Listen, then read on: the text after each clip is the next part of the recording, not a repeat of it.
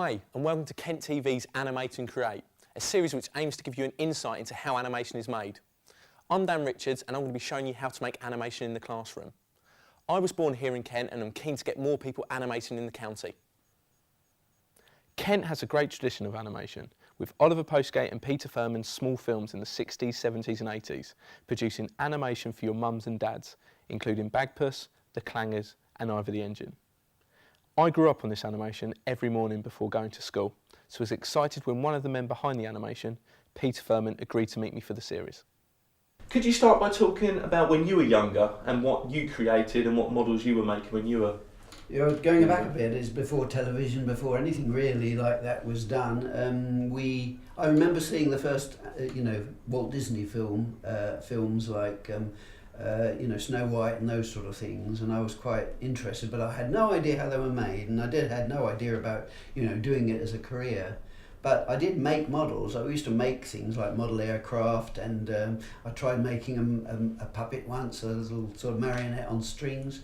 But it wasn't until I was out of art school, I'd studied illustration, and Oliver Postgate came looking for someone to do some animation that I really thought about doing it at all. You personally, within your partnership, went out and made all the models, sourced all the props.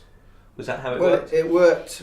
Oliver Postgate and I would talk over the ideas, and it may be something like the clangers that he came up with, or Ivor the Engine, or and other ideas, and then he would write the scripts while I'm making the various characters. Would you like to talk about the process of how Bagpuss was actually animated?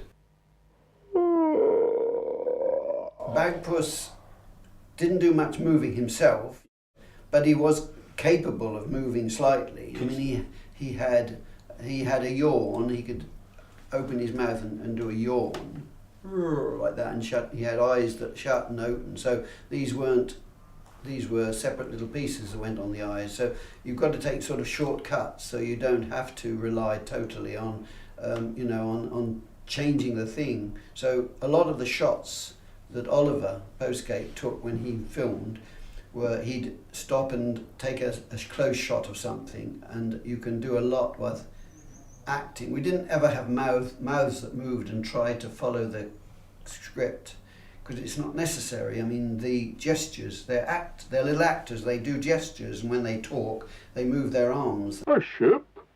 In a bottle?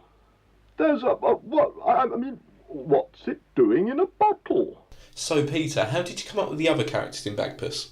The characters are brought together to do certain things. We needed a character that wanted to, that had all the information that we needed. Yep. That was once a ship in a bottle. It was a wooden woodpecker called Professor Yaffle. So gradually the thing come together. I mean, we needed someone to tell stories. So we have a motherly figure like Madeleine, the rag doll. So gradually these things come together, and Oliver had this brilliant idea of a mouse organ. The marvelous mechanical mouse organ! We can wind it up, we can have pictures appearing on the screen, so that's a way to get into your pictures. And all these things gradually come together. And in the end you've got a complete cast, a place where they work, and then the stories, week after week, follow the same sort of pattern. Very good, very good. Now put in the cork, and it's done. Push, push, push, push. And there it was, as good as new.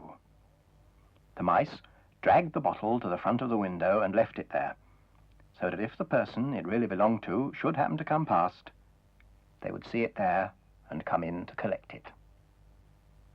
And so their work was done.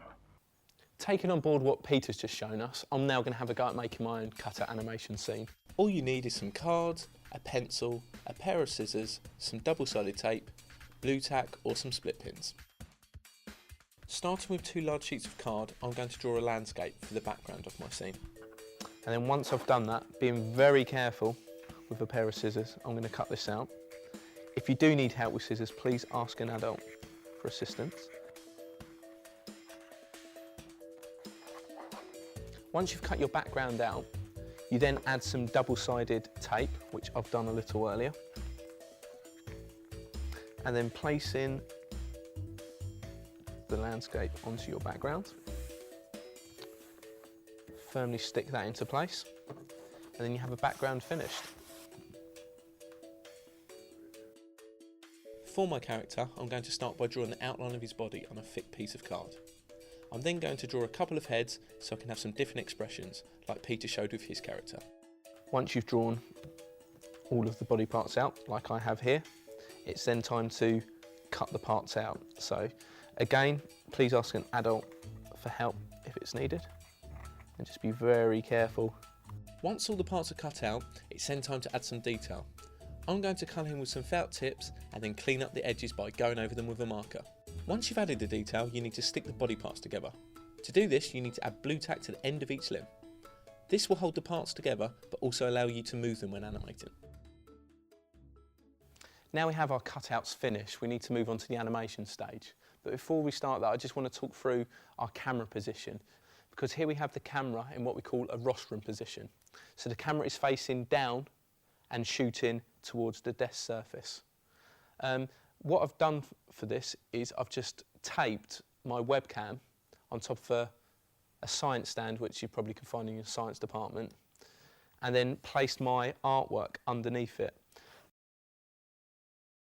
It's really, really important we get into this rhythm of moving our characters, then taking our picture, moving our characters, taking our pictures. And hopefully once you do that, your characters will be coming to life and you'll have your own cutout animation.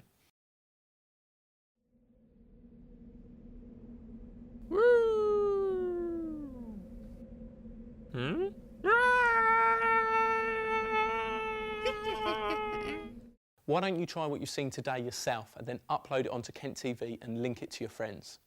Thanks for watching, and go get animated.